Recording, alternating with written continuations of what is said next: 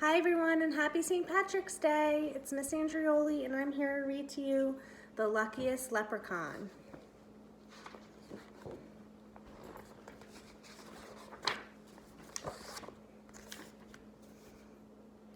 Mackenzie O'Shamrock, at your service, but you can call me Mac. I'm a leprechaun and I don't care if you believe in me or not. Get too close and I'll show you who's the real with my hammer. I may be small, but we leprechauns are not to be trifled with. There, now that that's settled, pull up a toadstool or a chair if you're too big, and I'll tell you my story.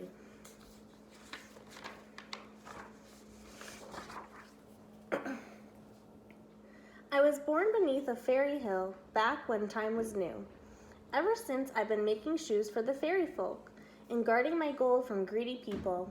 Treasure hunters have to get up pretty early in the morning to get the best of Mackenzie O'Shamrock, and since leprechauns work at night and sleep during the day, I'm up much earlier than most. No, they haven't made the human yet who could outsmart me.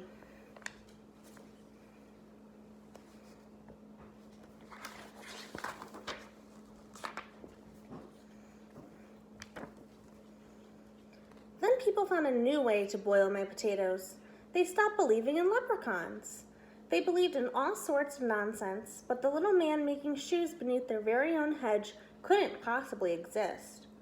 It got so only children and oddballs like Professor Chester believed in me. I didn't need people anyway. I had a nice home under a tree in a quiet park. As long as I had my gold and my work, this leprechaun was content.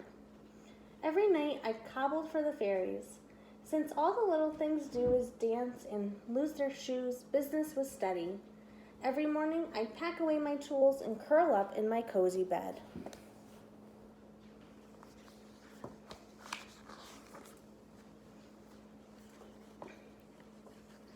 And that's just what I was doing one fine morning when I heard a horrible scratching overhead. Dirt poured down on my favorite armchair as a pair of giant paws burst through the ceiling. My thimble collection clattered to the floor. I grabbed my hammer and ran outside to see who was wrecking my home. I expected a goblin or some other horrible monster. Who do you think that is?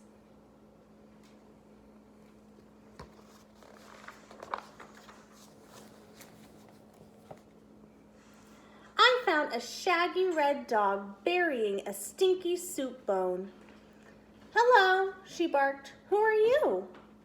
"I'm Mackenzie O'Shamrock," I shouted, "and you've got some more nerve destroying my home. You'll not be stealing my gold, you mangy mortal. So just take your bone and go."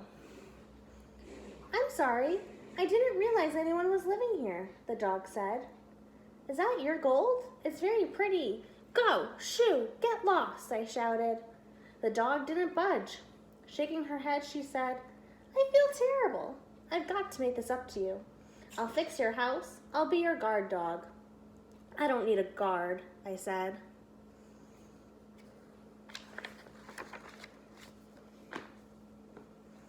"But you must need a friend. Everyone needs friends," the dog said. "My name is Lucky. What's yours?" That made me even madder. "Mackenzie O'Shamrock," I yelled. "Oh, that's right, you did tell me," Lucky replied. "But that's so much to remember. May I just call you Mac? I hope we'll be friends. Everything's more fun when you do it together, don't you think?" Just the other day, Lucky would have gone on like that for hours, but I told her to go away and stay away. Apparently, stay was the only command the dumb dog knew. From then on, wherever I went, there was Lucky. She was slobbering over me when I woke up at dusk. She was on my heels while I gathered cobwebs for thread.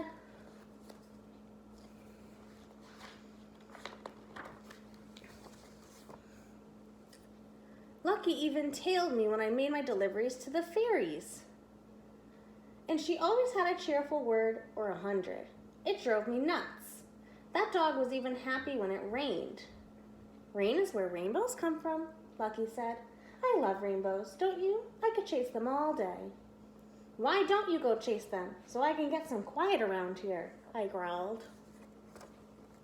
Do you think Mac is being nice? I don't think so.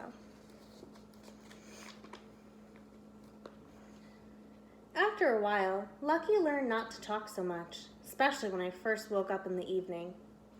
I won't say we became friends, but she got to be slightly less annoying. Speaking of annoying, remember that human I mentioned a while back? The oddball who believed in leprechauns? That's right, Professor Chester. Well, he started snooping around my park.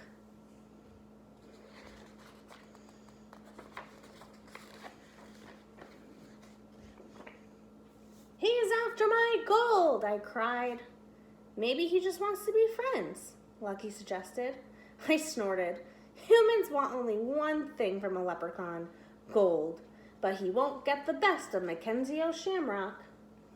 Professor Chester was getting dangerously close. He even found a fairy shoe. "Don't worry, Mac," said Lucky. "You've got your guard dog, remember? I won't let anything happen to your gold." I took no comfort in the mutt's ravings.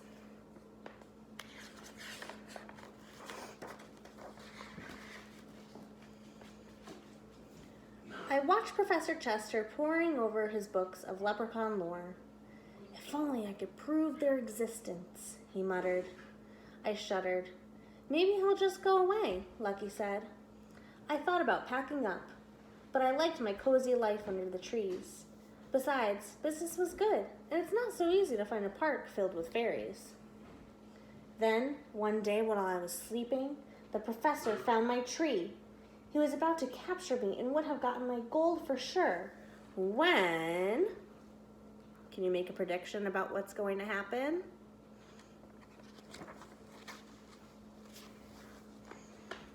Woof, woof, woof! Lucky came charging out of the woods.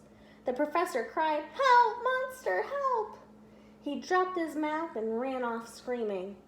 I thought I was having a nightmare. I rolled over with a groan and fell right back to sleep. Professor Chester just kept running until he wore out the soles of his shoes. Turned out the professor was scared of dogs.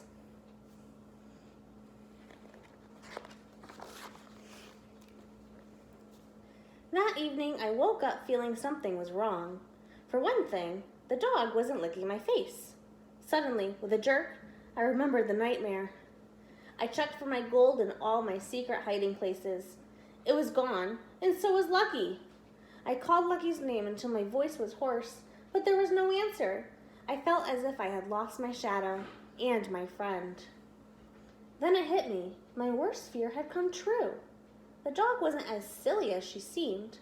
Lucky had duped me into trusting her. As soon as I'd let down my guard, she'd run off with my gold. I, Mackenzie Shamrock, the smartest leprechaun of them all, had finally been tricked out of my treasure.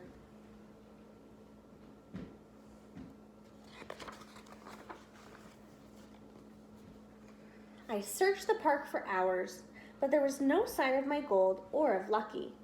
I told myself the dog had skipped off with my treasure, but part of me didn't believe it. One minute I was furious, the next I was worried. What if the pooch had chased a rainbow into traffic or gotten herself taken to the pound? I couldn't even keep my mind on my missing gold.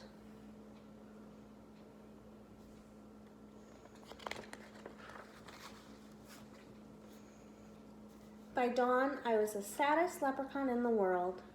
After centuries of being suspicious, I'd finally opened my heart, and pow, the first friend I'd made had stolen my gold. The sun came up and I wiped away a tear. Then a voice behind me said, "Why are you crying?" I turned and saw Lucky and my gold. "Where were you?" I yelled. I was worried sick. Lucky licked my face. "You do care. I knew we'd be friends." I wiped the dog slobber from my face and grumbled. I was worried about my gold. Do you think he was actually worried about his gold? Lucky explained that she'd seen Professor Chester nosing around near my tree. After she chased him away, she'd hidden my treasure in the tool shed just to make sure it was safe. Then, worn out from excitement, she'd fallen asleep. "Did you really spend all night looking for me?" Lucky asked. "And the gold," I added hastily. But the damage was done. The dog knew I cared, and she wouldn't stop wagging her tail over it.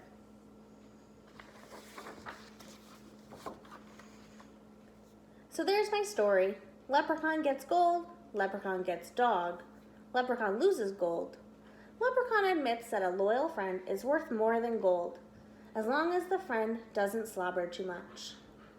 Now, if that isn't a tale worth telling upon a toadstool, I'm sure I don't know what is. The end. I hope you enjoyed my St. Patrick's Day story, and I hope you go to bed thinking about who or what is worth more than gold to you. Good night.